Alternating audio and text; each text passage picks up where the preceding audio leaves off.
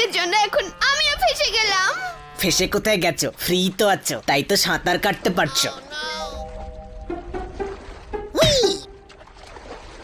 এই দেখ ভাই, মাছটা প্রথমবার শুনেই রেগে গেল। তাহলে ভাব আমরা রোজ তোকে কি করে সহ্য করি। আরে একে ছাড় আর প্রাণ বাঁচাও, প্রাণ বাঁচাও। হ্যাঁ হ্যাঁ, জল খুব ঠান্ডা, ও খুব ঠান্ডা। পোপটের তাতে কি যায় আসে? ও তো শূন্যে উঠছে না। আরে সারা জীবন কি আমি এরকম উঠতে পারবো নাকি? কোনো প্রশ্ন? না, আমি আর সাঁতার কাটতে পারছি না। সাঁতরাতে তো হবেই, না হলে তো ডুবে যাবে, তাই না ছোট ভাই? ওয়াও ওয়াও, এত ইন্টেলিজেন্ট তুই জানতাম না রে।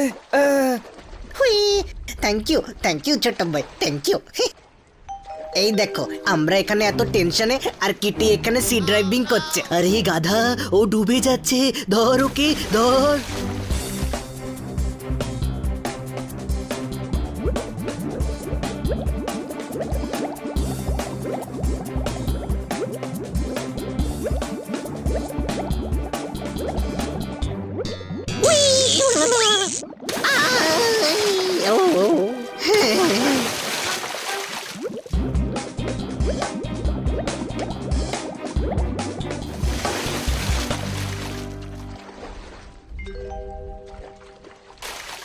আরে পোপট, এটা কি একটাই রাবার টিউব নিয়ে এসেছিস? সবার জন্য আনার দরকার ছিল।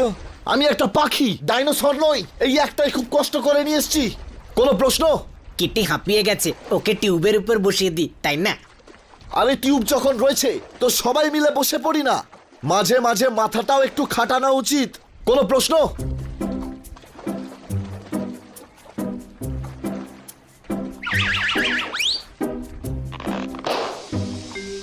টিউব ফেটে গেছে, আমরা সবাই ডুবে যাব। হুই। আরে গাধা, টিউব ফেটে গেছে, আমরা তো সাঁতার কাটতে পারি, তাই না?